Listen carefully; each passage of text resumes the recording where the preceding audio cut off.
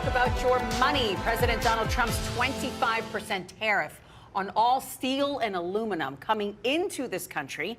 It went into effect this week. The tax hits key U.S. allies like Canada, South Korea, European Union, among others. The trade war fears have consumers and businesses caught in the crosshairs. So what is the conversation like on the ground, right? Well, your car costs more.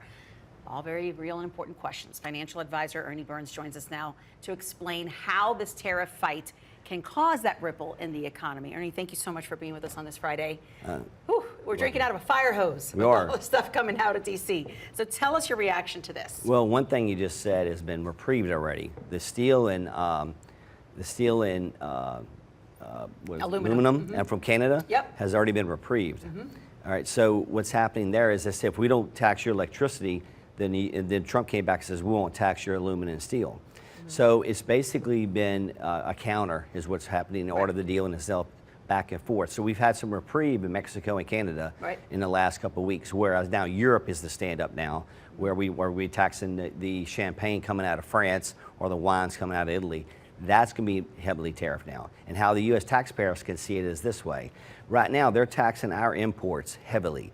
So therefore, we're saying, hey, we're going to tax your imports. What Trump wants here is all fair trade. In addition, eventually, maybe some free trade. And that will bring the cost down overall.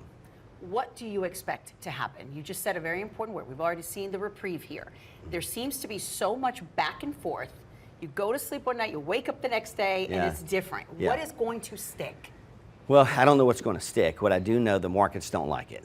Okay, but what's going to stick is we've seen egg prices drop $1 in the last week, which is nice, finally, right? Yes. But it's going to take a few more, I would say anywhere from 3 to 6 months more for this all to be ironed out. What's going to stick and not stick, there's no way to predict that. Another marker that we've discussed is the drop in fuel right now, and saying that even though, oh, good, it's a little cheaper to fill up your car, it's also a marker of a possible recession. So talk about how you digest that with your clients. Every single analyst is not calling for a recession because this is self-induced.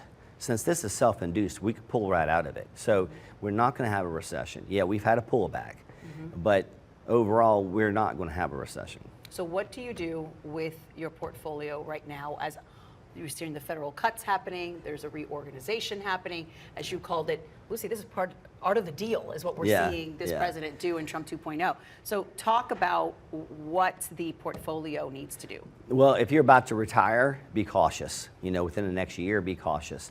But I think anything after a year plus, 2 years, 3 years, if you're going to retire, you're fine. And if you're young, if you're 20 or 30 years old or 40 years old, you're not retiring for some time, double down on your 401k, double down on your investments right now because you're buying them on sale. And you're buying them on sale. Nothing changes. Yeah. We're still expecting the S&P and the Dow and the NASDAQ have double-digit gains by the end of the year. Okay. Is it scary to you when you see it drop the way it's been dropping? No, this is an opportunity right now. It's aggravating, but it's something that had to happen. All the wasteful spending in the government, all the undue taxes that we've had on our imports to other countries, and we're not taxing them. This had to happen. It just nobody had the guts enough to do it for a long time because they didn't like the repercussions.